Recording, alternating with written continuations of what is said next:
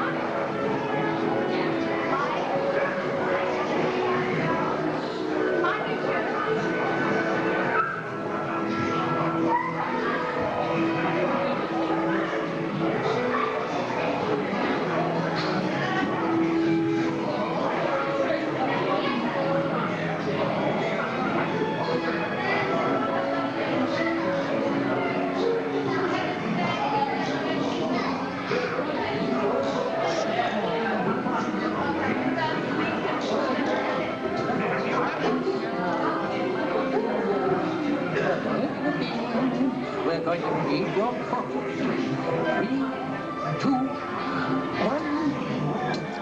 Got it? How delightful. It is perfect, yes? If not, you may try again. Wonderful. I will save your portrait for the final chapter. But first we must learn a little bit about the wonderful personality that is you. Sir or madame? Would you rather dance and go to parties? Or, you prefer doing things. The latest and greatest. Are you more by the passion of your heart? Or the logic of your head. You prefer to hang things out. Or just see what happens? Very good. One more question we must ask. Would you rather? You are a confident, logical person with a love of adventure. You also have an artistic side that you love to draw on. You are most like Jane from Tarzan. Wow. There you have it. One question, you change your whole perspective. Au revoir.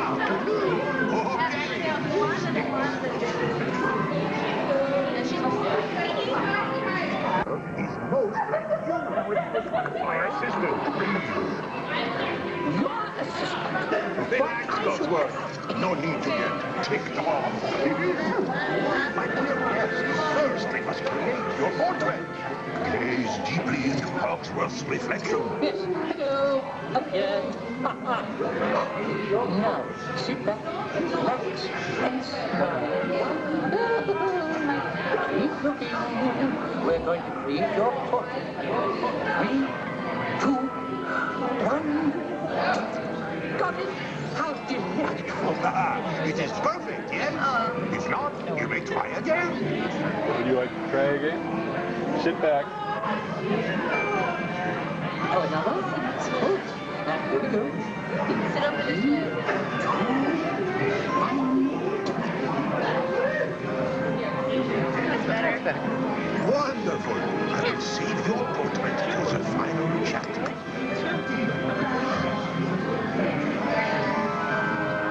But first we must learn a little bit about the wonderful personality that is you, sir. All right, we're tired. Would you rather dance and go to parties?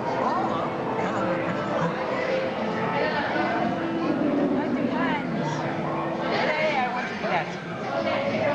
Do you prefer doing things you used to? Or the latest and greatest?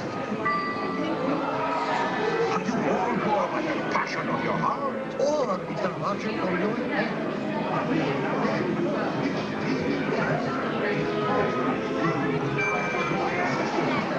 You prefer to Why are they? Or just see what That's happens? weird. It's like they're picking. No, I didn't do that. Very good. One more question we must ask. Or eat nice. Yeah, why not? It's gonna be. It's gonna be an evil. Yeah. Person who's always hungry for power. You will stop at nothing to rule your empire.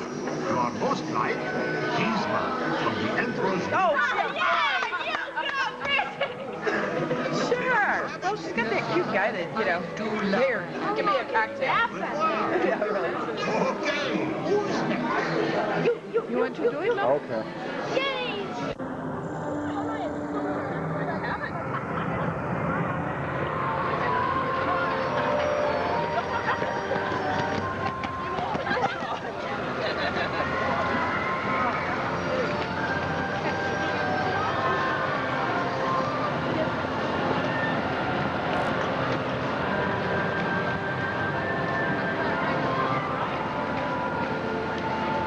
Still, that's critical.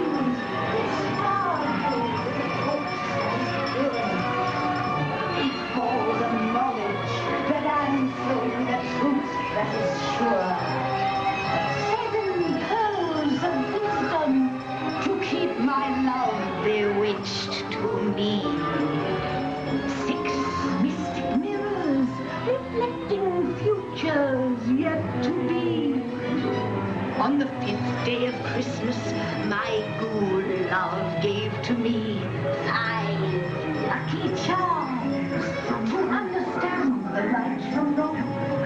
4 wheels of heart to use good sense and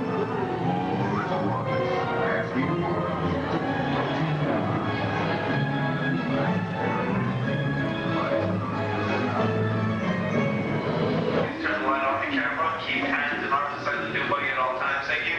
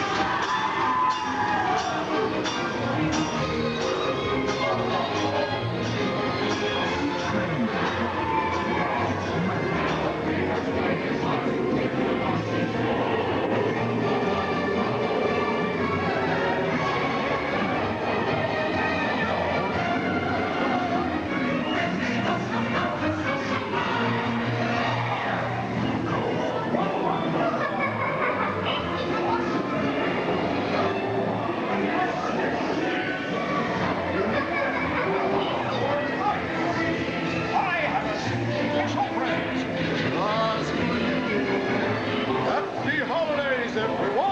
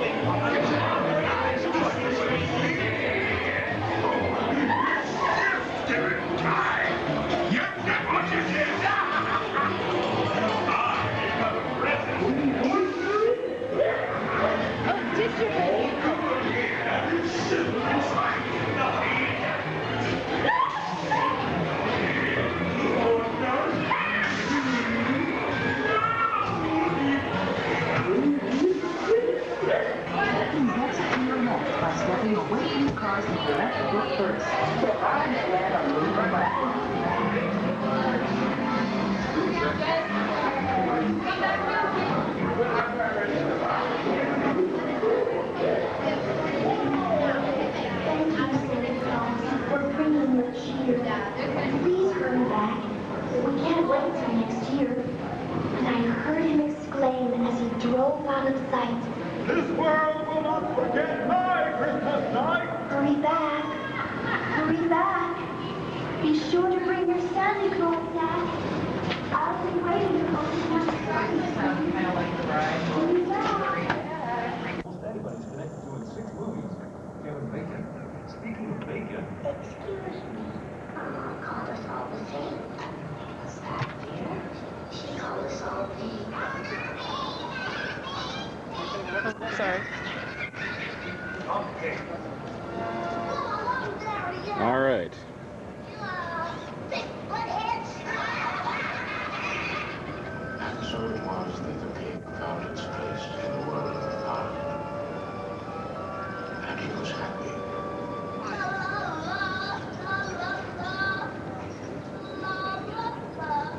Paved, a 1994 release that was nominated There's for Best Warner Picture. Brothers. When on the Starway, please hold the handrail at all times and attend children carefully.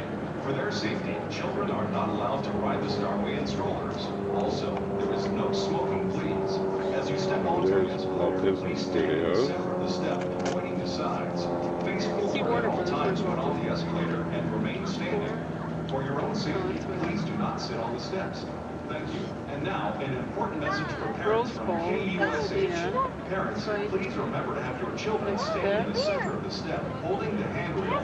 Do not sit on the steps. Thank you. Broadcasting from Universal Studios Hollywood.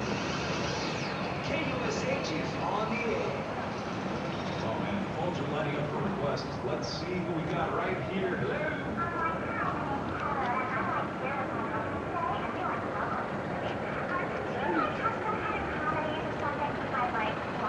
Occupy stages 25, 24, 23, and 22 down here on the left side of the tram. They're off the lot today filming at a local location. But these are the CSI stages over here on the right. Years ago, stage 25 was used for television shows like Leave It to Beaver, Ironside, Marcus Welby, Murder, She Wrote, to name a few, filmed inside of stage 25. The stages were built back in the 1930s. They're old, but the oldest building on our front lot is coming up down here on the right, stage 28. Again, if you look at your monitors, stage 28 was built in 1925 to house the Paris Opera House set for the Phantom of the Opera. That starred Lon Chaney Sr., the man of 1,000 faces, in his most famous role. And since then, stage 28's been home to a lot of other creepy characters, like the Bride of Frankenstein, Mother Bates from Psycho, Mother T-Rex from the Lost World of Jurassic Park, and the Grinch. Movie sets are usually taken down immediately to make way for the next production, but no one's dared dismantle the Phantom sets, and for good reason. Stage 28 is believed to be haunted, so the Paris Opera House set still stands inside, and used over the years for a lot of films. Well, here on the left side of the tram is Soundstage 27. Right now we're filming a movie in there called You, Me, and Dupree with Matt Dillon, Owen Wilson, and Kate Hudson. They've been filming here for the last week. And up here on the right side of the tram, we're passing the Backlot Cafe, where you can occasionally spot a celebrity having breakfast or lunch. Now, most of the film and TV stars who work here eat the commissary up here, the main gate studio, but you can spot them here from time to time. Backlot Cafe on the right. And continuing down here on the right are some of the sound stages that we've produced and shot many of your favorite television shows down through the years. With the merger of NBC and Universal, we now have a large combined legacy of TV shows past and present. Here are just a few of them.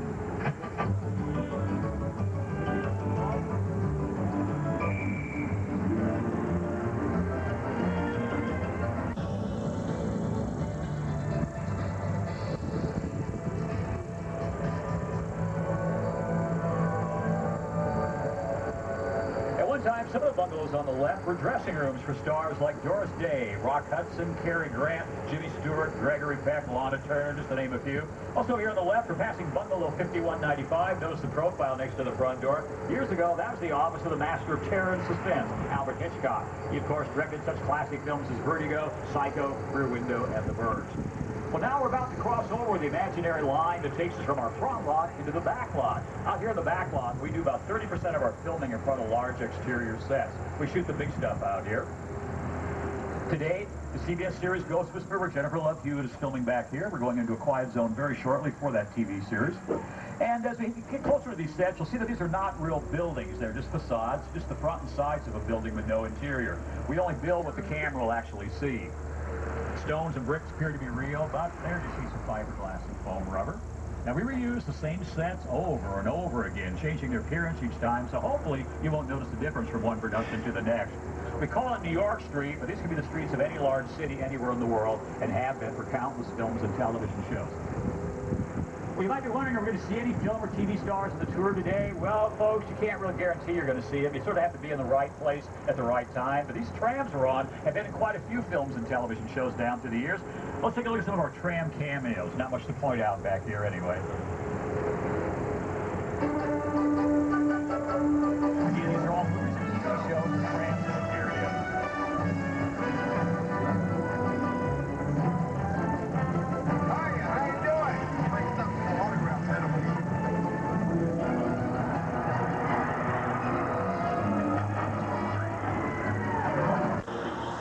Folks, this remains seen for the entire time we'll be here.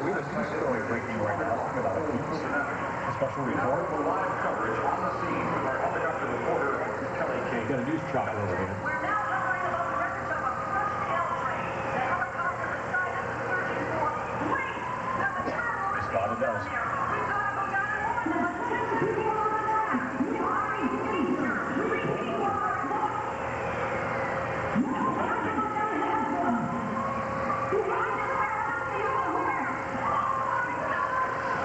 Kelly, no. Oh my God, that's terrible. Hey, Leo, let's get out of here. We're going to cut across the bridge, folks. Remain seated. We'll have you out of danger shortly, I think. So wait a minute, something's happening up ahead.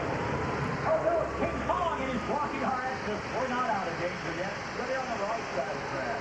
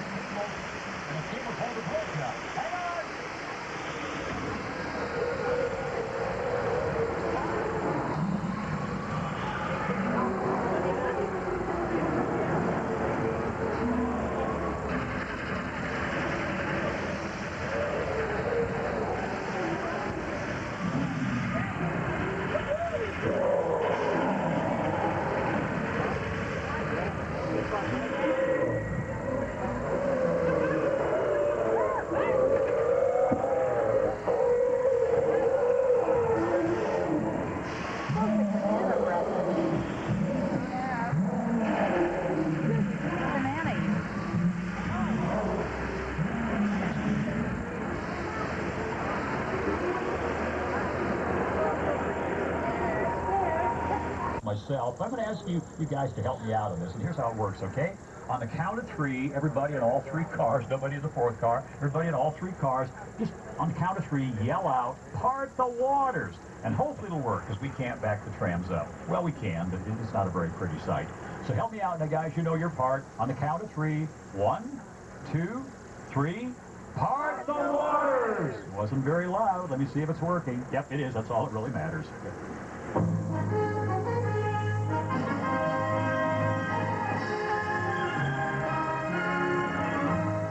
Now, in case you're wondering, this is not where the 10 Commandments was filmed. That was done at a studio over in Hollywood. This, however, was used in Mel Brooks' History of the World, Part 1. As we drive through, please remain seated. Keep your arms, legs, heads, all body parts inside the tram. If you have any personal belongings on the floor, you might want to pick them up, hold them on your lap, because water does tend to splash in. Keep the cameras out for some good sea level shots. Now, as we drive through here, don't reach out and touch the water. The water's green. We did not dye it that color. So, Leo, when you're ready, lead us through the parted waters. Leo's not quite ready yet. He'll know when the time is right. A while ago, I said this was the Amazon River and creeks from the Black Lagoon. Rumor has it, the creature still lurks in these waters, so keep those hands inside the tram. Here we go.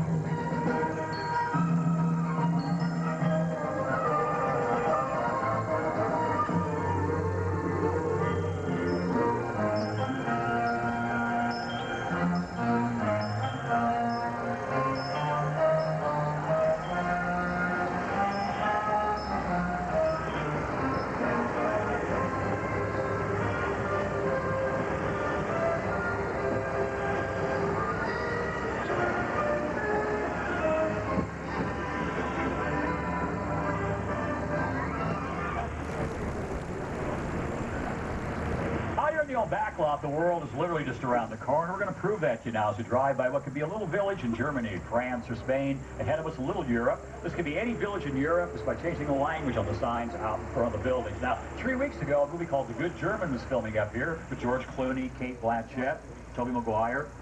Recently, Disney spent about 3 months here filming scenes for Pirates of the Caribbean, Parts 2 and 3, with Johnny Depp, Orlando Bloom, and Keith Richards playing Johnny Depp's father. And these sets will soon be seen in a remake of The Pink Panther with Steve Martin and Kevin Kline. That film opens up in February. And that's where many of our classic horror films were shot back in the 1920s, 30s, and 40s. Movies like Dracula, Frankenstein, The Mummy, The Wolfman, just to name a few. Very historic part of our backlot. Well, now we're going inside of Soundstage 50. 50 is kind of unique because it houses a 2-level movie set. We're going to enter on the lower level, which is your typical Northern California subway station. Now, please remain seated, have your cameras out. What you're about to see we call a hot set. This means all the props are in place, ready for filming. They don't want anything touched or moved. They were filming it here recently, but now they're up north on location, and they gave us permission to drive in so you can see what a fully dressed hot set looks like.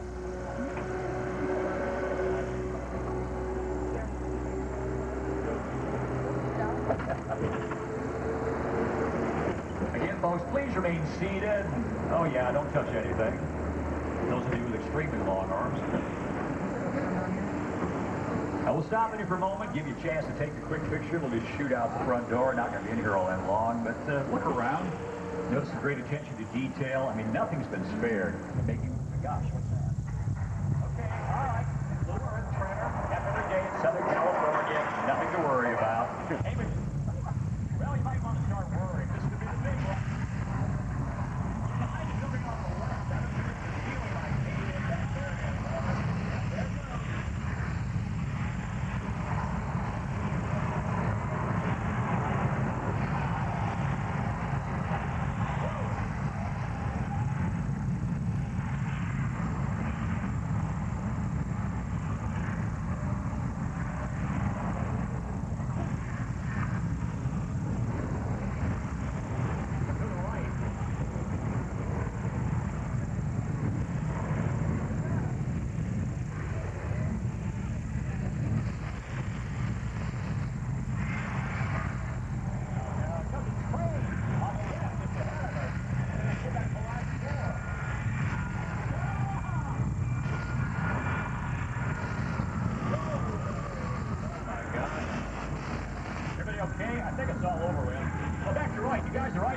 Could get wet now. Here it comes. Keep those cameras covered.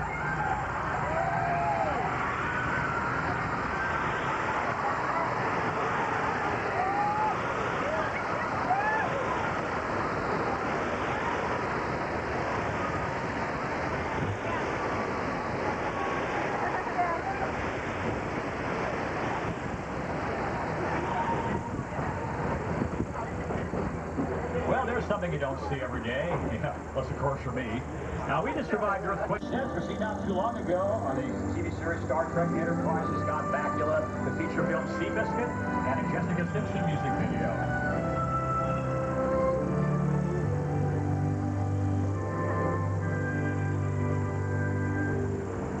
We're now leaving the Old West and coming into Old Mexico. This is Tortuga in Pirates of the Caribbean, Curse of the Black Pearl with Johnny Depp, Orlando Bloom.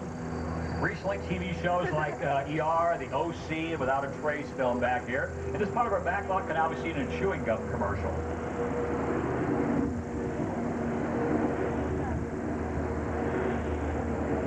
And just ahead, the little fishing village of Amity that 30 years ago was terrorized by a great white May shark. Well, today, the good people of Amity are breathing a sigh of relief. Shark's been caught. Once again, it's safe to go in the water. Or is it? Now, every day, the Amity police come through and make a sweep of the harbor. It's now around, 2:10. George in the water now. There's his boat. There's the shark they caught. Well, the shark doesn't look all that big, though, does it? I mean, they can't be more than, what, maybe 14 feet long? I think the shark in the movie is 25. All right, we're going to drive along the dock. Please remain seated. Oh, hear that ominous music? You know what that means. And I see a fin. I see a fin out there. I thought they caught the shark. Well, they caught a shark. Let me try to warn George here at the services. Excuse me, George. You got a shark heading right for you. Can you hear me? George! Oh, no. Kids, cover your parents' eyes. There they are. Yeah, looks like the boys caught the wrong shark. The real jaws are still out there. We're going to pull forward, hide behind these barrels, marked explosives, hot inflammable. We should be safe up here. Please remain seated, folks. If you're standing up, you're doing so at your own risk. Sit down, please, in the front car. Thank you. Sit down in the second car. Sit down, please. We attach a big that yellow buoy, which you just took. Now, it's got the pier. Hang on. All right, now you can stand up. I don't care. And have your cameras ready, because he'll be back. The shark has a big appetite, bigger ego, loves to have his picture taken. This time of the year, the fire feels pretty good. Summertime, not so good. I digress. Where's the shark? Oh, here he is on the right. Oh, man. Bad case of gas, too. More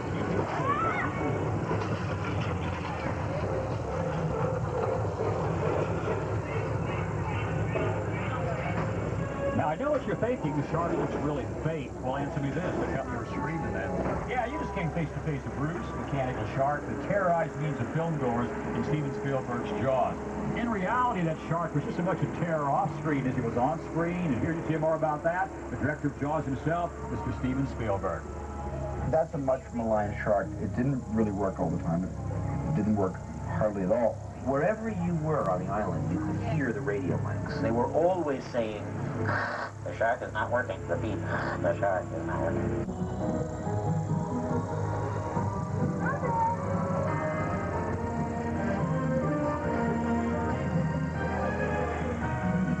Welcome.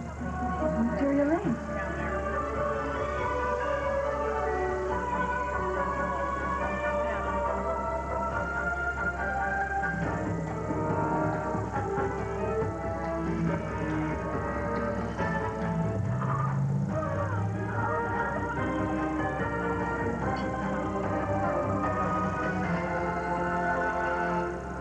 For the most part, Wisteria Lane's an average, normal-looking neighborhood. Nothing too unusual about its appearance. They used enough artificial snow in the film to cover 9 football fields. And close to 2,000 Christmas candy canes were used, 1,938 to be exact. The cars are built over golf cart chassis. A little bit of Whoville for you.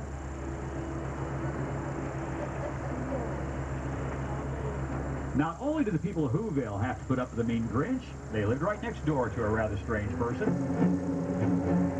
Oh, yeah.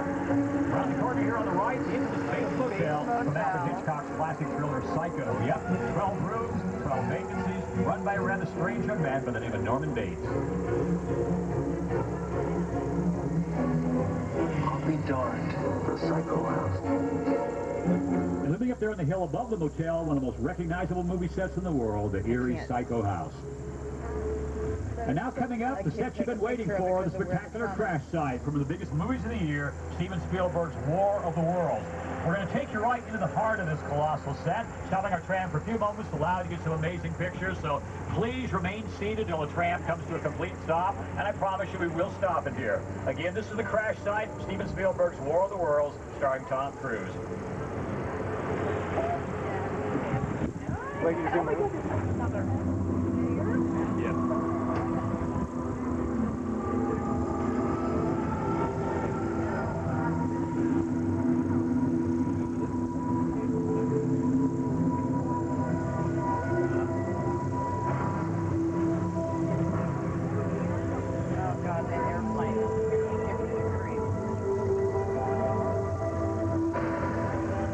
This amazing set remains the neighborhood where Tom Cruise hides out in the film. That's a real plane destroyed especially for this incredible scene.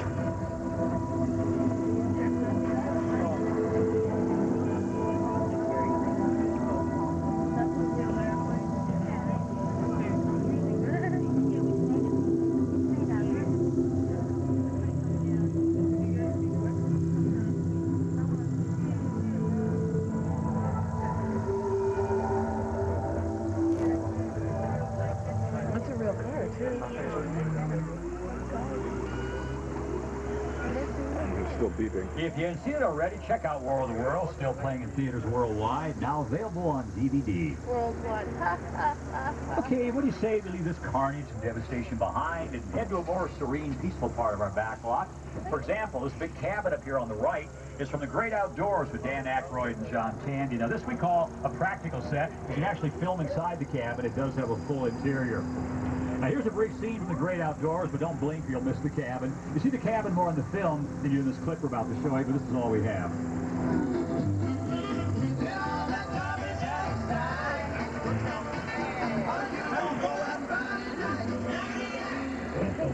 The cabin was seen on 2 episodes of Desperate Housewives last season. That was Camp Hennessy, where Bree sends her son.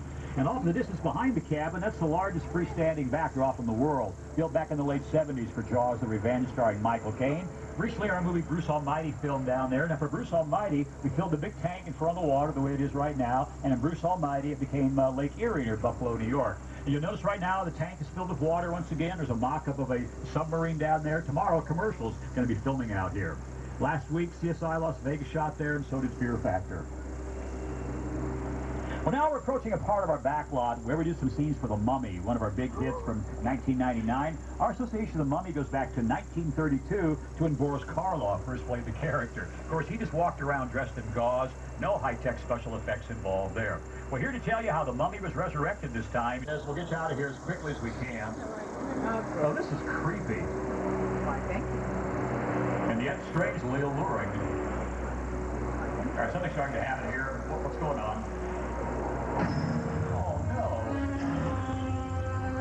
What have we done? Well, you can see why they couldn't film in here.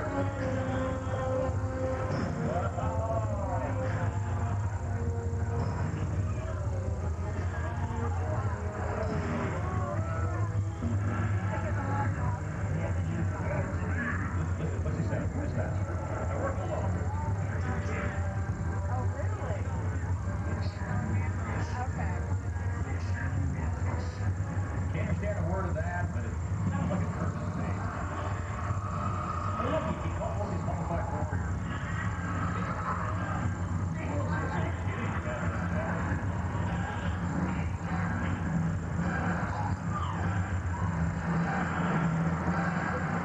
First go, that wasn't too bad.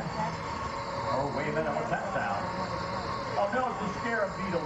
They're tracked to life, they're covering them up. We're okay as long as you don't get on the tram. Oh, there's something falling on the floor now. You feel that? Well, they're fixing our friends. They're on the tram. They're everywhere. Leo, get us out of here. Oh!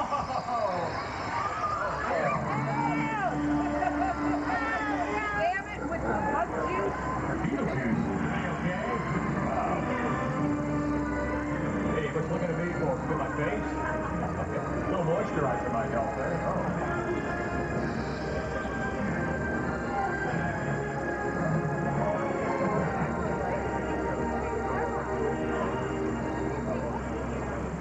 Well, we just survived the Curse of Mummy's Tomb, inspired by Stephen Sommers' The Mummy and The Mummy Returns. Now, would you like to see what that exact same tunnel looked like about 30 years ago on episode of The $6 Million Man starring Lee Majors? The episode was entitled Bigfoot. Cue it up for you.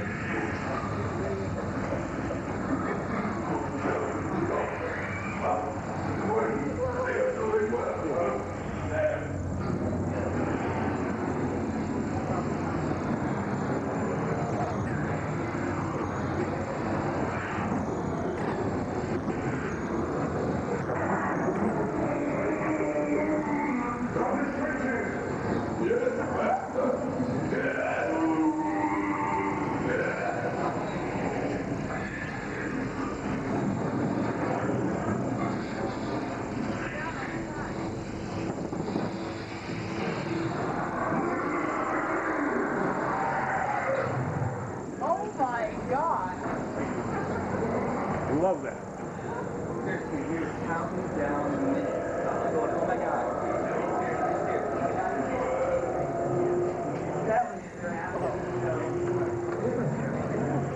Yeah, and it doesn't take a lot. Really disappointed though if we do it again and it does And the now, fire. an important message for parents from KUSH.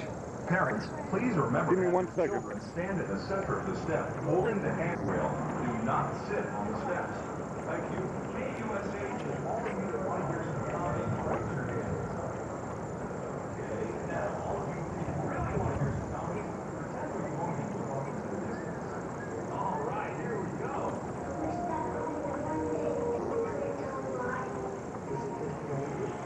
That's better. I got you. I pulled you over.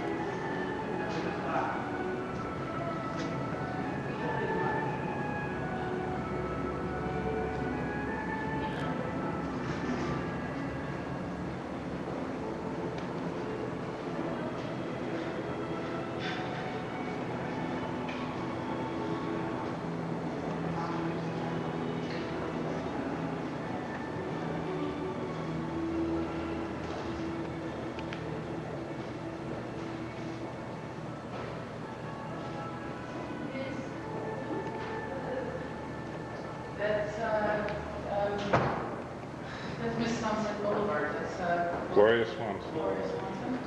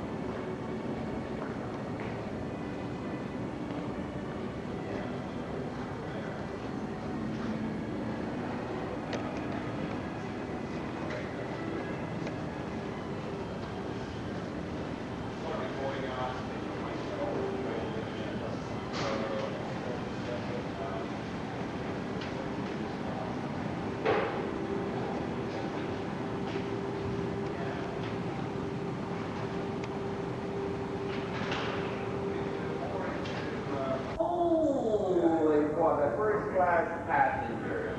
Displayed here is a marquetry panel. A marquetry panel is put together much like a jigsaw puzzle.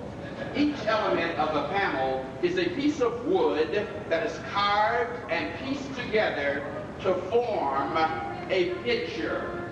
There are 56 different varieties of wood veneer used throughout the ship, 39 of which are seen here in this marquetry panel. The term veneer refers to a thin layer of exquisite wood that is laid on a tough wooden base.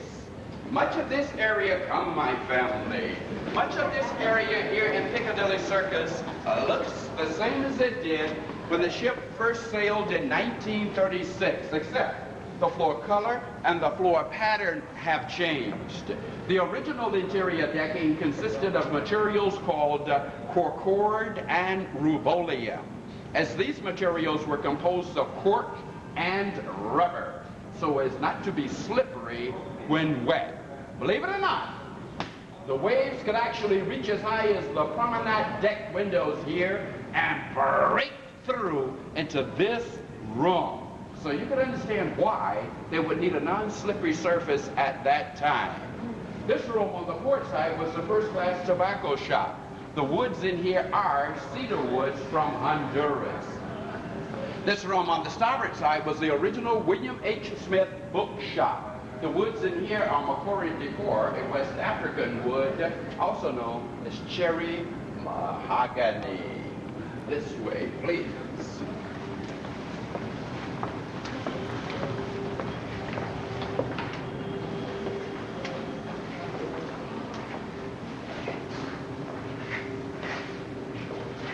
This large room on the port side was the first-class library, and it served as the Anglican chapel.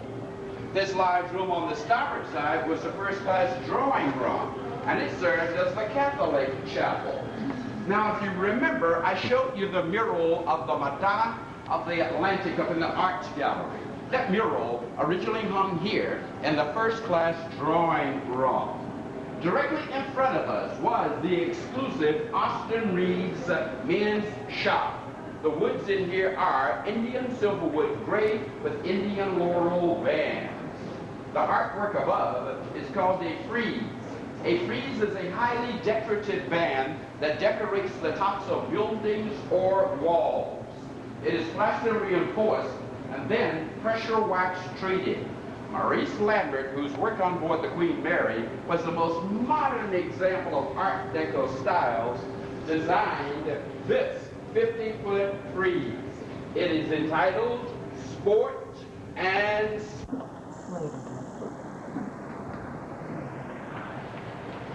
Look at him.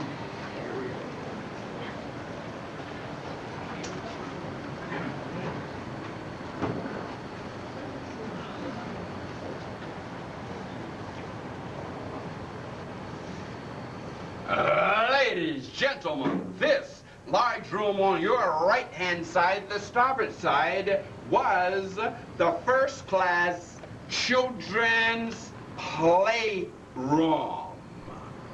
Now, as you turn and look, there's a sign hanging just right over the door right here.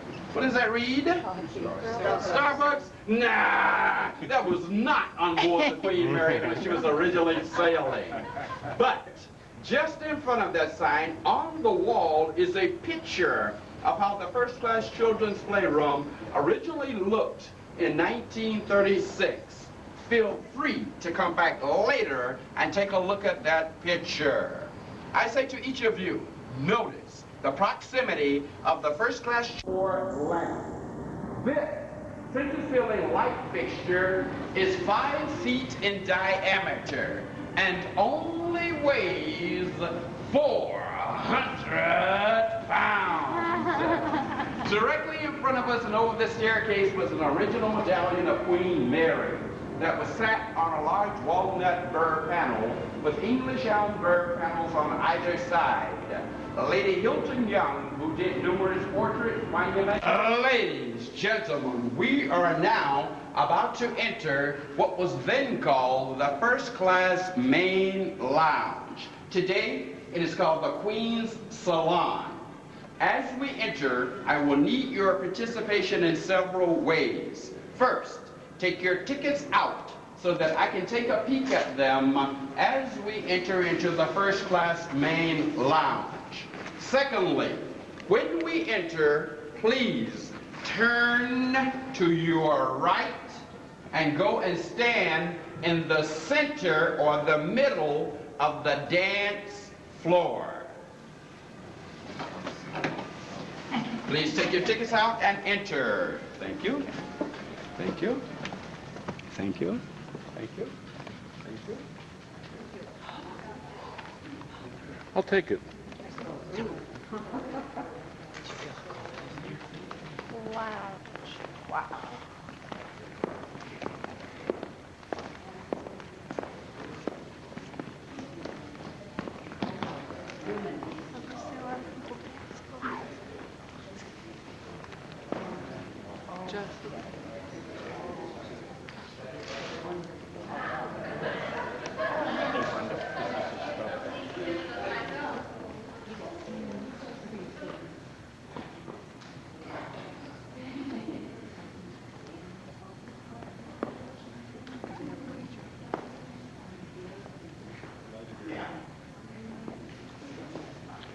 Two fireplaces.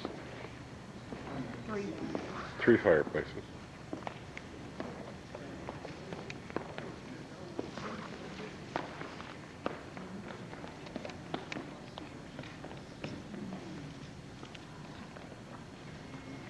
First class public rooms accommodating 815 first class passengers. In second class with 303 staterooms, 9 public rooms accommodating 787 second class passengers.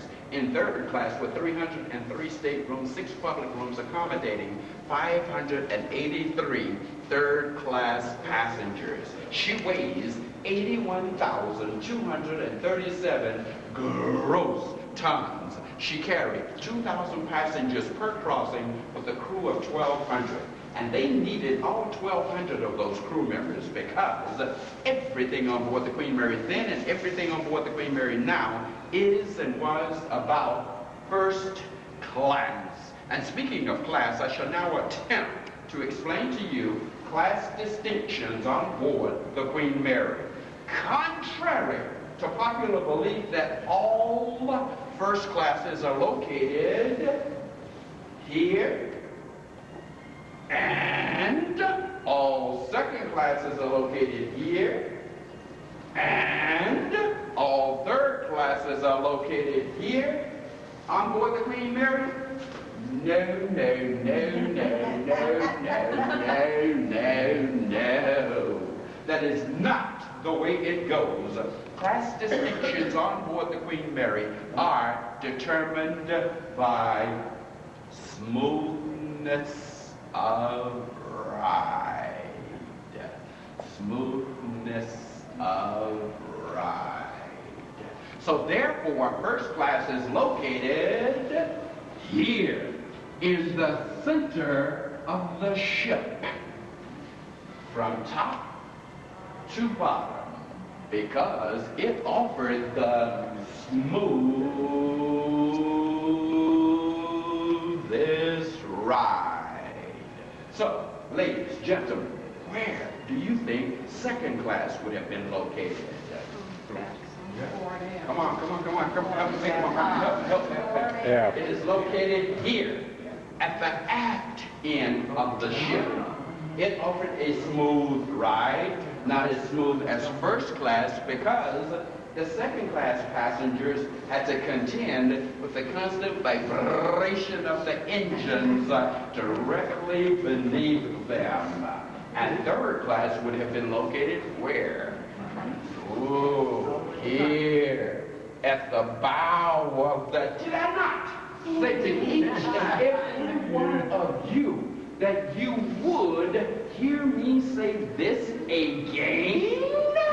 That sometimes during rough weather, the bow of the ship could actually begin to plow down into the waves, down into the waves, down into the waves.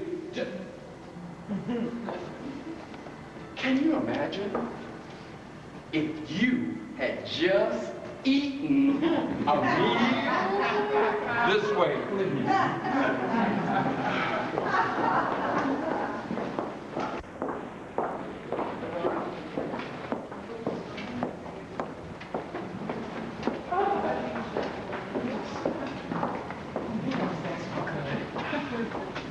No, just on this side, please.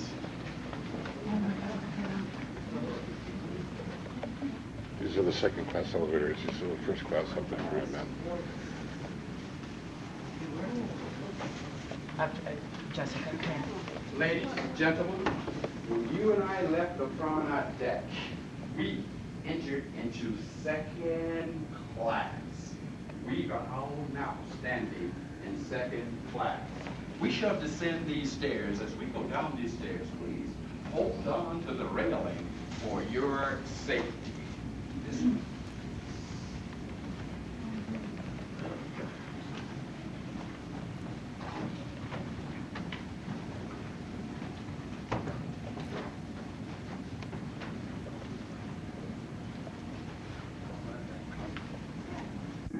The shear to deck, the banana shape that is built into the ship to give it more strength and flexibility.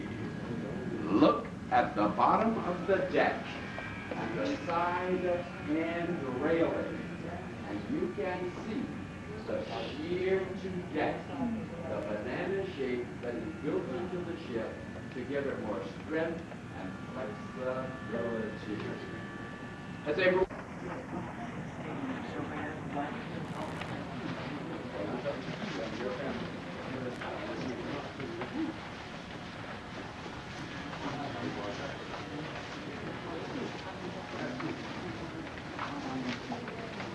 One year.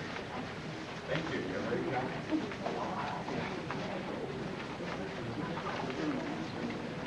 No, I have not. It came with... Yeah. Actually, I was in classroom during this. It's steel value grade, high-end printing. First thing principles that are used to print money. That's what I did. There came a thing called the computer. It said, you are now a dinosaur. Please step forward, everyone. Please. Down a little bit. Guys, come closer. You're my favorite. Is it this one? No, the door all the way at the rear that you and I came through, yes. We left second class and entered into first. Need to make sure all the ghosts are out. Don't worry. Oh, you guys are laughing, huh? Yeah. We've had people leave in the middle of the night, huh? Someone said, don't worry. Someone has to tell about it. Excuse me. Ladies, gentlemen, I invite you to enter and look around the first class suite. Please pay attention to both of the bathtubs. Oh my. Enter.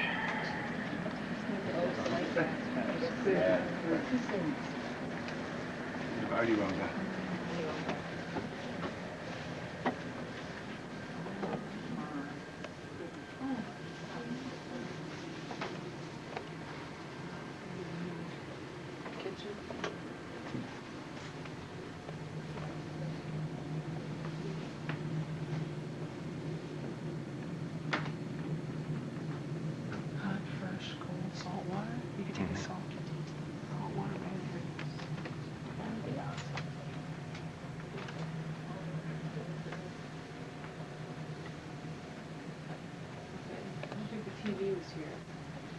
Oh, well, this now goes through the cream.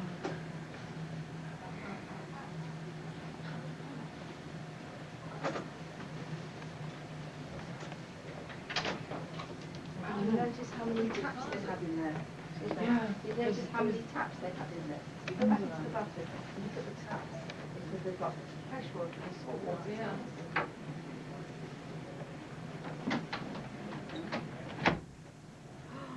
Oh, goodness.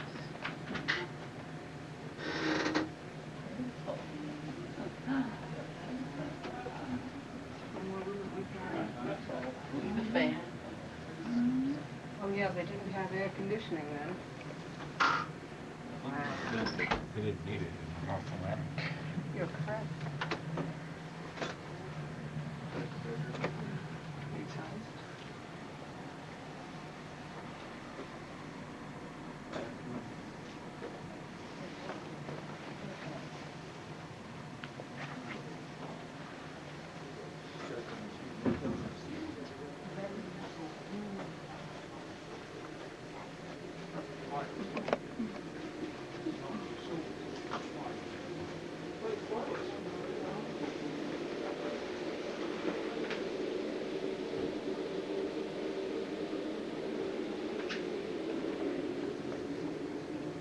Are these so that when you go to open the door, you push this and it releases the door?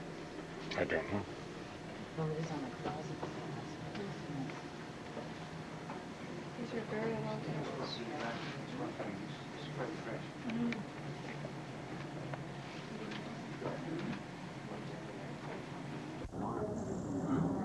Ladies and gentlemen, perhaps some of you know this and perhaps some of you do not know this. During World War II, Sir Winston Churchill helped secretly plan the D-Day invasion right here on this ship, on this deck, which is M deck, just around the corner in the Churchill Suite. I thought I'd let you guys know about that. On behalf of the RMS Foundation and the Queen Mary, I personally want to thank each of you for coming on board this beautiful lady, for looking at her artwork, her architecture, her decor, for learning of her history, and for feeling her ambience. I say to each of you, thank you. Come back again and again and again and again and again and again and again and again and again and again and again, and tell someone else about Queen Mary. You know why? Because she's also now part of our history. And to quote the last captain of the Queen Mary in 1971, J. Treasure Jones, he said, she lived, she breathed, she had character and personality, but she, above all else, was the nearest ship to ever be a living being. Ladies, gentlemen, have a fantastic day on board the Queen Mary, and thank you for coming on board. Thank you. Thank you. You're very kind. Thank you. Thank you. Did you, when we walked past when we left the suite, was the first one, the next suite after it was called the Duke of, yeah. Did you smell cigar smoke right outside of there? Donnie thinks so. I saw it. Now, we're going on the ghost tour and we've got a submarine tour thing, right? Yes. I hope they're not like overlapping times. The timing, the submarine, we just go on. Okay.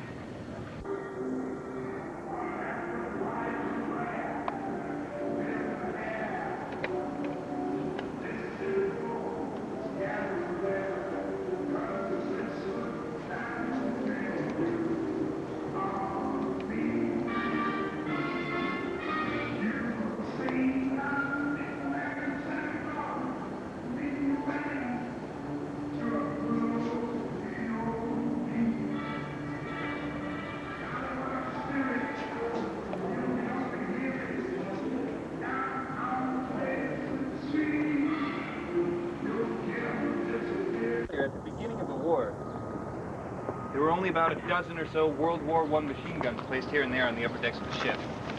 But as the war progressed, those guns started showing their age and they were sort of proving not really effective. And so they were constantly installing more and more newer guns. And so eventually, in this section of the fantail alone, there were 4 20mm guns, 2 20mm guns, and a 6-inch gun and a 3-inch gun just mounted in this docking wing. Departures were usually made either very early in the morning or very late at night, both in order to take advantage of the maximum high tide and also to screen the Queen Mary's movements from view. She would usually depart with about 5 or 6 destroyers that would accompany the Queen Mary to flank the ship and watch out for submerged submarines and other things like that. And they would stay with the ship for about 150 miles or so, at which point they would turn back, and then naval patrolling planes would then take over the job of watching over the Queen Mary. And they would stay with the ship until their fuel ran low, and then they would turn back, and the Queen Mary was left on her own to cross the Atlantic all by herself until she met up with her British escorts off the coast of Ireland. As a precaution against detection, enemy detection, the Queen Mary never followed the same route twice. She was always using a zigzag pattern to avoid detection, but it was always changing, and the captain of the ship didn't even know which route he would be taking until he was about 300 miles out. And then he would open up his sealed envelope that was given to him at the shipping office and then give those orders to the helmsman and the navigator, and then they would steer whatever zigzag course had been agreed on for that particular crossing. Yes. But British forces being transported or American? British forces, American and Canadian. Oh, and Australian. Australian too, of course.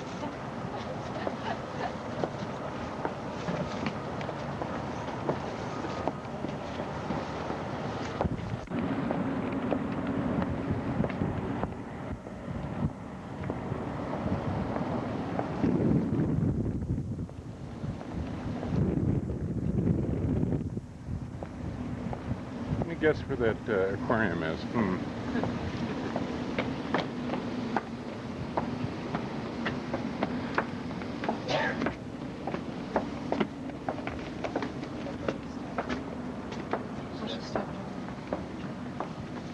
this is the Veranda Grill. Before and after the war, this was a very exclusive after-hours nightclub. Parties were raging here until all hours of the morning. During the war, though, it became the gunnery office, and all the weapons and ammunition were controlled from these offices in here. There were also 205 bunks for the gun crew itself. Slept here. And when the Queen Mary's escorts would leave the ship alone to cross the Atlantic all by herself, it was a critical time on board. Every soldier that was on the ship knew exactly how dangerous it was to cross the Atlantic Ocean in the middle of a world war with no protection other than the guns that were mounted on the ship. So the captain would address the men at this point with a speech that was intended to boost morale and instill confidence in the men. I'm going to read to you an excerpt from Captain Gordon Illingsworth's speech that he gave to the men in October of 1943. I call upon all officers and men to obey my orders to the letter. I have but one task. It is the job of bringing this ship safely to port, and that job, God willing, I will do. It is not important that you, numbering some 15,000, arrive safely in the Firth of Clyde, but it is important that this ship be brought safely to anchor there. Remember that you and I are not indispensable to the successful prosecution of this war, but the ship is. You will keep in mind, therefore, that all of your thoughts during the crossing will be directed toward her security. Enemy forces will be at work, and the Hun will try every device in his power to bring the Queen to harm. Submarines will trail us, and aircraft will harass us. They have done it before, and we have every reason to believe they will do it again. But the Queen will take care of herself. From now until the moment you debark, think in terms of the ship. Treat her gently, do not abuse her. She stands ready to do for you what she has done for thousands who have gone before. Keep her confidence, and do not betray her by carelessness or misdeed. Do these things, and the ship will bring us to the mouth of the Clyde on Tuesday next, so help us God. So Captain Gordon Illingsworth's way of instilling confidence in the men was by telling them that they were all dispensable. What it did do was get the men thinking that if they took good care of the Queen Mary would take good care of the men. She's certainly 40, but as the war progressed, it got more and more serious. It was quickly carrying 14,000 men per voyage. The record was set on July 25th, 1943, when 16,683 men were crammed on board. That still stands as the largest number of human beings ever transported on a single vessel in the history of seagoing vessels. The history of any vehicle, for that matter. I mean, it's more than an entire U.S. military division. No ship before or since has ever carried so many. She made the crossing of the Atlantic in about 5 days, maintaining a speed of 28 knots, or about 31 miles an hour. She was the fastest ship in the world until until 1952, which is when the SS United States took that title from her. She was even known to be able to outrun torpedoes under the right circumstances. She was so fast. And it was for that reason that the Allies considered Queen Mary to be the #1 stronghold against the enemy during the war. You can follow me this way to the Marilyn Monroe exhibit. And her being the #1 stronghold against the enemy during the war is actually saying quite a lot to this big a ship and all. It's also one of the reasons why Adolf Hitler and the Emperor of Japan both put up a $250,000 bounty to leave their captains who could sink the Queen Mary. Thank you. Now, sleeping accommodations for these men were everywhere they could fit standing bunks. The bunk beds were always indoors, and they wouldn't get rained on when they slept. And so they had to cram them everywhere. Up here on the sports deck, there was a squash court that was dedicated to able up to 10 men. First-class swimming pool was drained and could sleep 127. The total number of beds on board was 9,939. And with 16,000 men on board, of course, that's not enough beds for everyone, so they practiced a warm bunk system. That's in every bunk has 2 or 3 soldiers assigned to it. They have to sleep in shifts constantly, so there were never any vacant bunks at any point during this crossing. Food provisions for 5-day crossing are incredible. 5 times the normal amount of food had to be loaded up, of course, because there were 5 times as many people on board. So there were 124,000 pounds of potatoes, 76,000 pounds of flour and cereal, 170,000 pounds of meat and poultry, 2.5 tons of cheese, 5,000 cartons of cigarettes, 400 pounds of soda pop and candy. 6,500 tons of fresh water were also pumped on board. Fresh water, of course, had to be rationed during those crossings. And every soldier was only given 1/2 gallon of water a day. That had to take care of all of his drinking needs as well as any washing up, any toothbrushing that he would have wanted to do. So one had the choice of being more thirsty or more dirty. Always both.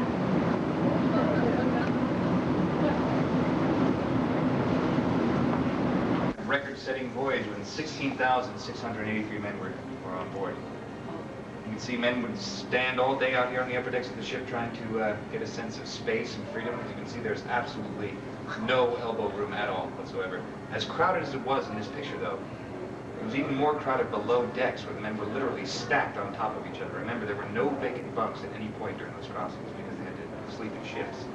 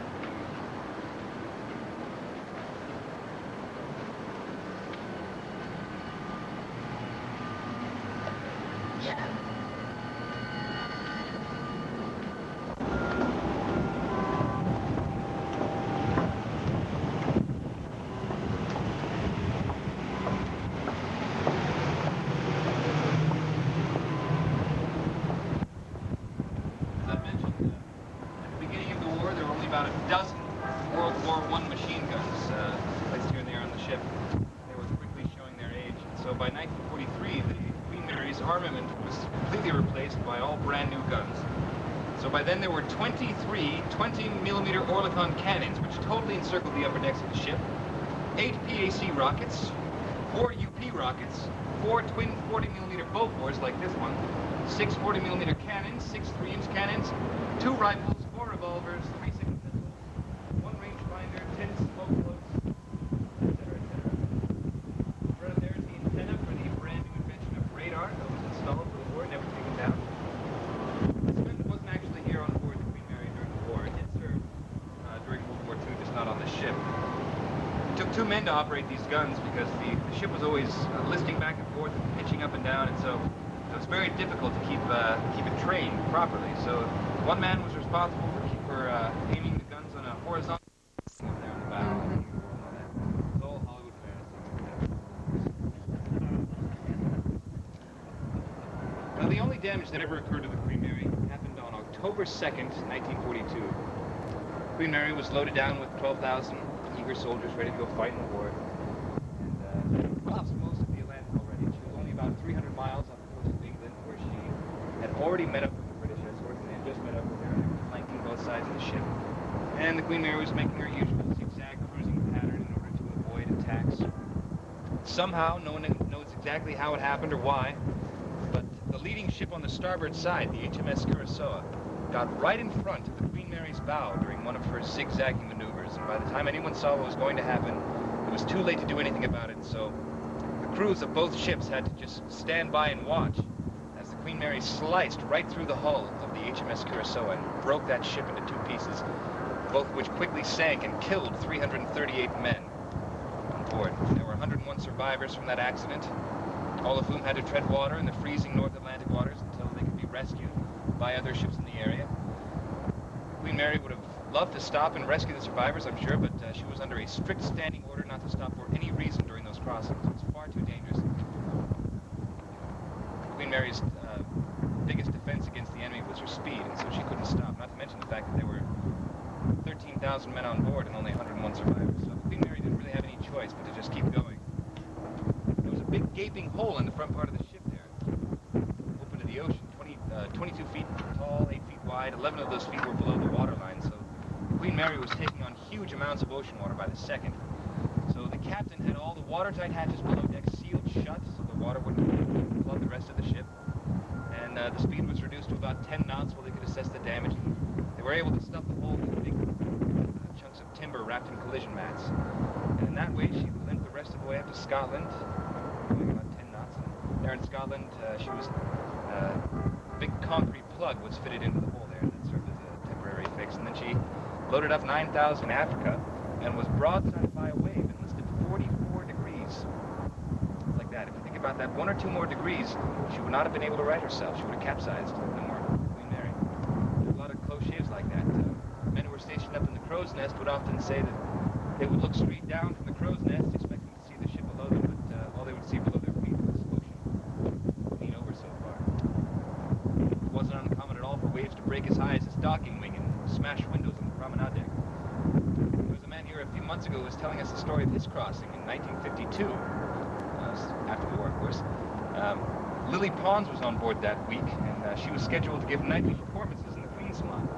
She was a famous actress and a singer in those days. So one day they had encountered 80-mile-an-hour winds, and the seas were very choppy, and the ship was listing back and forth horribly.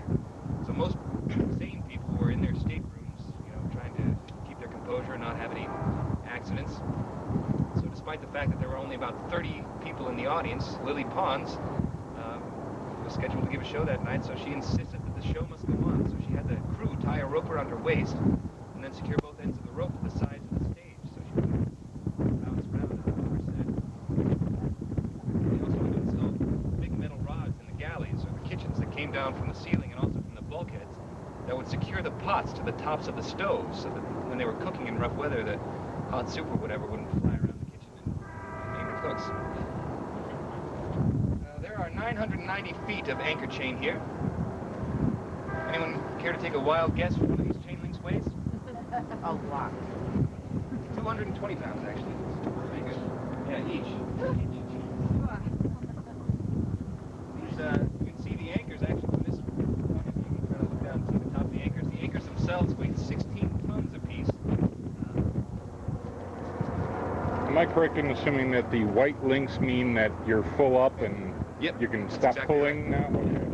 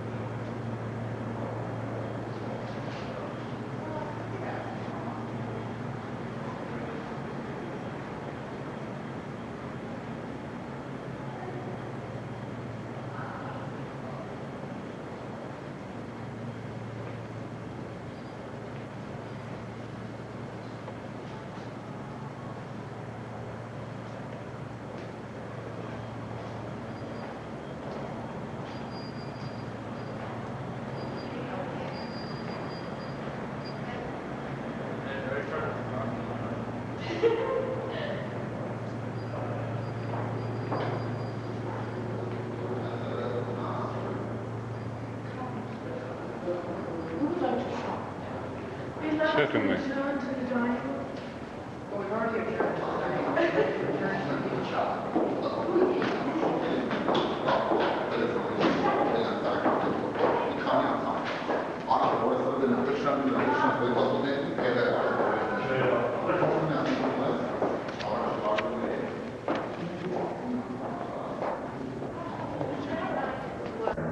They've all come to the same conclusion. On the pool level over on the far left-hand side of that white gate, where the dressing rooms were located, there is a vortex. Now, a vortex is a window that lies between this world and the world beyond. And this explains why there's still so much paranormal activity on board the Queen Mary to this very day. Now, please stay tightly up against the railing and do not move around. Lighting is kept low to maximize our chances of seeing some sort of phantom phenomenon. You'll note that the pool is empty, but if you look very carefully, you'll see that the bottom of the pool is wet. No matter how often we mop this up, the bottom of this pool always remains wet. Why? We don't know. We do know that only key pipes or condensation is to blame.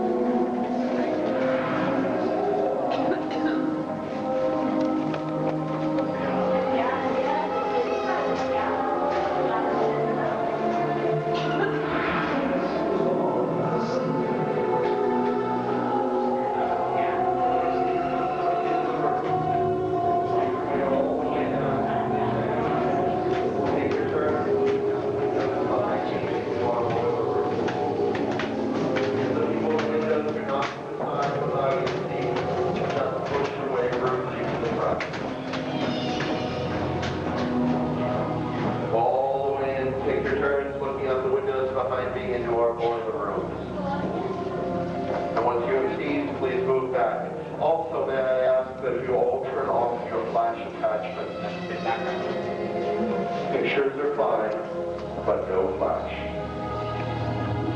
Now, as I said, through these windows far below us lie our immense boiler room. We'll be down there in a moment. But in order to get there, we must first pass through D-Deck. This is an area of tremendous poltergeist activity. All of the paranormal energy in this area stems directly from the World War II history of the ship, which was known as the Grey Ghost. Now please, stay calm. You may feel some cold spots. These are areas where the air will suddenly turn frigid. This, along with intense electrostatic charges, is a sure sign of poltergeist presence. Watch for phantom flashes and look in whatever direction they may lead, but please, do not stray too far behind. This is not an area that you want to experience alone.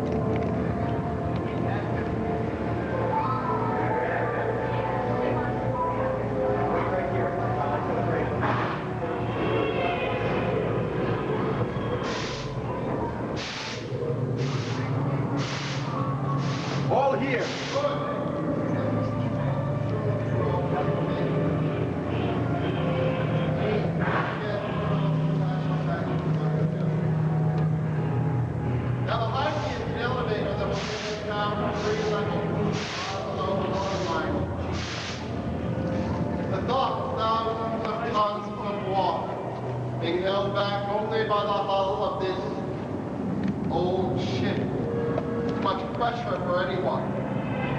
This is your last chance to turn back.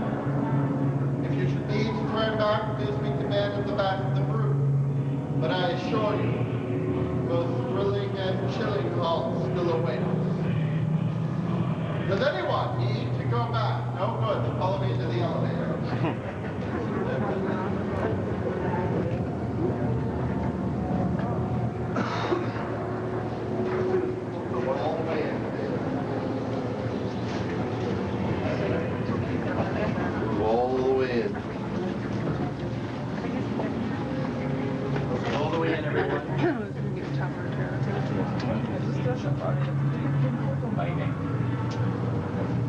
Isn't the light comforting after all of that?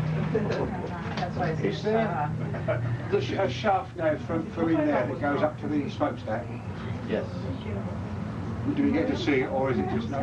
No, it's been covered. It's been covered. We're now descending 6 fathoms. Now, a fathom is a nautical measurement of depth roughly equivalent to the height of the average man, or about 6 feet. So when we step off this elevator, we'll be just about 36 feet underwater.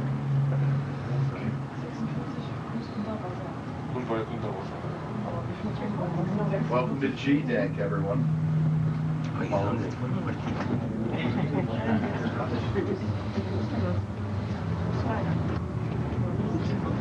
right. I was was like Pokemon. I'm walking down this hallway over myself going, oh, thanks, guys.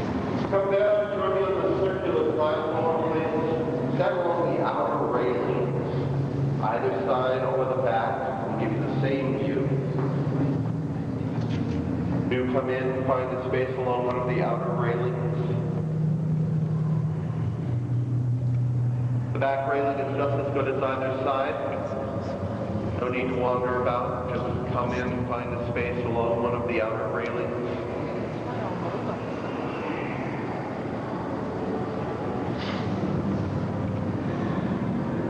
We are now literally as low as we can go. We're now only about 4 to 6 feet from the very bottom of this ship. If you look over the outer railings, you'll actually see the inside of the inner hull. And what appear to be large I-beams. Now these were called sleds. They're what the huge boiler tanks were attached to. These tanks would extend from the floor all the way up to the ceiling. Now if you look up toward the ceiling, also toward the walls, you make out the remnants of some catwalks and ladders. This is where the men would stand to service the boiler tanks. When the Queen Mary was in service, there were 27 boilers in all on board. They were housed in 5 boiler rooms. Boiler room number 1 is directly ahead of us. We'll pass through there in a moment. We're standing in the middle of boiler room number 2. 3, 4, and 5 follow consecutively behind that bulkhead. Temperatures of these rooms would range between 105 and 115 degrees on a daily basis. Now obviously the boiler tanks are all gone today.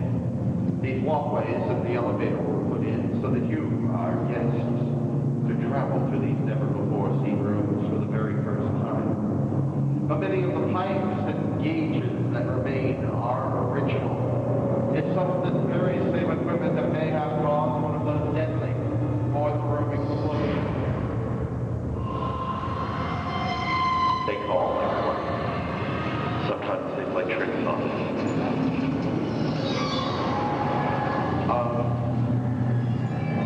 So something's happening in the center pipe. Please step back away from the center pipe. Back to the outer railing. They should be shaking like this. The gauges are turning. They've been moved in over 35 years. Hold on!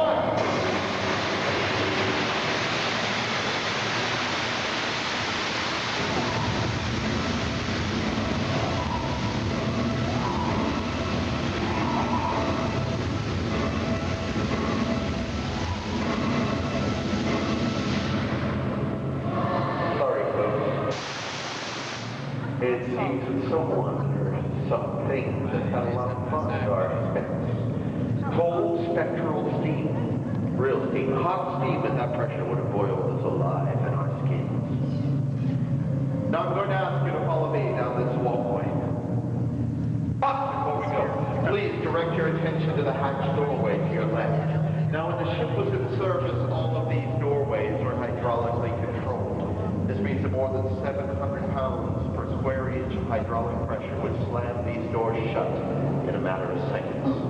The men on board used to play a game called chicken. They'd hop in and out of the doorway, see how many times they could pass through before the door slammed shut. In 1966, there was a young fireman assigned to these boiler rooms, and one day he was just a little too slow. The door slammed shut, cutting his body in half. His ghost has haunted the boiler rooms of the Queen Mary ever since. So keep your eyes open. See if you can spot one half or the other. of half-hatch Henry.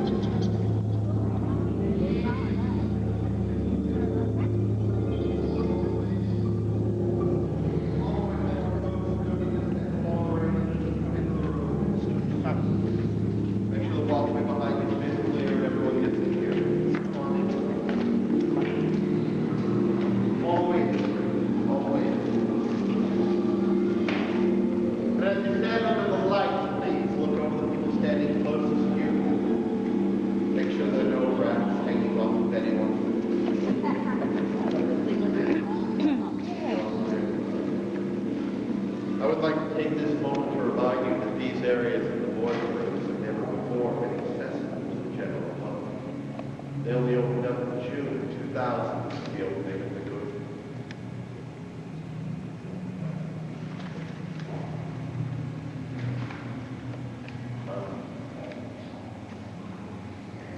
I think we had a little bit of power surge. I'm going to go check the circuit breaker. It's not bad. Wait. Not a good idea.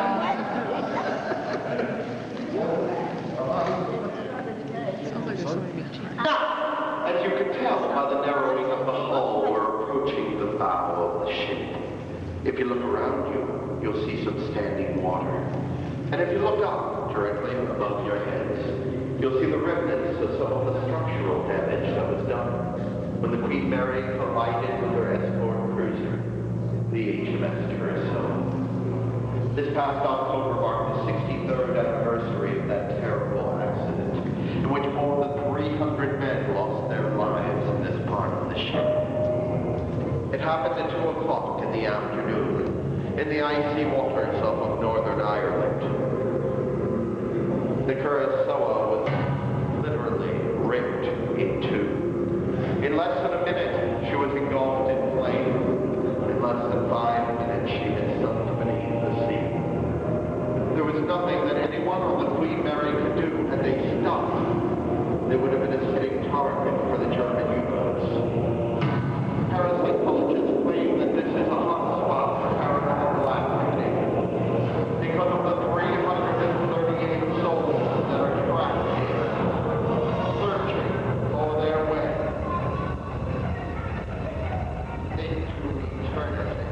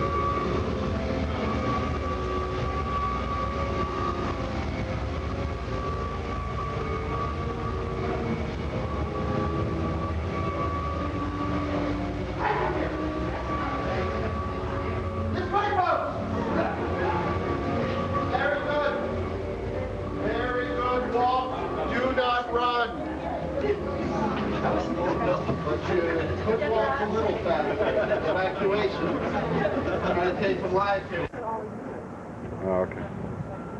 I would assume so.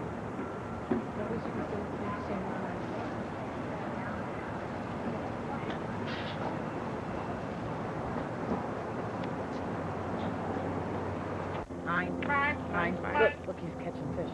See how he like skims across the water like that? Really low, they're catching fish. Like him, he just got a fish. Ooh, fishy!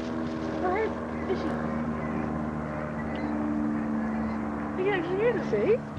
What it sounds like they're going flying.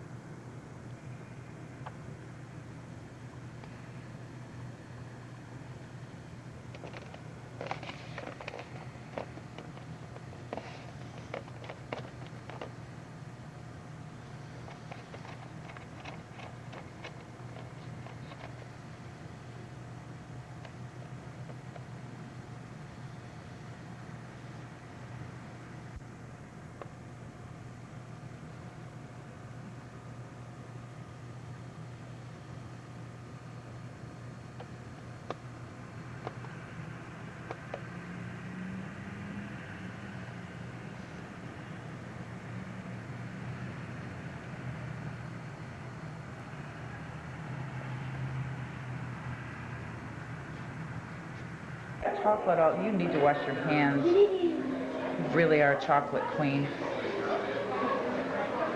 Everyone says that chocolate's black, but chocolate is brown. Yes. Hi.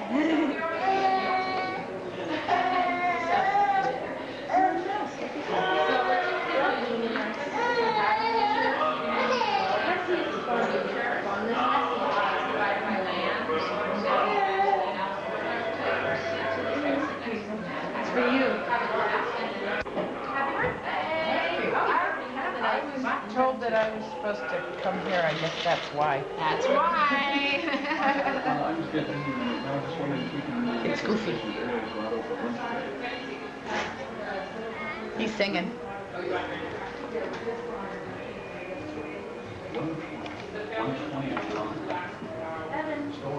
Thank you, Goofy. Hey, why? He sang happy birthday to me. George. And it says birthday phone, see? It's special. Thank you very much. You're welcome. Have a great birthday. Thanks.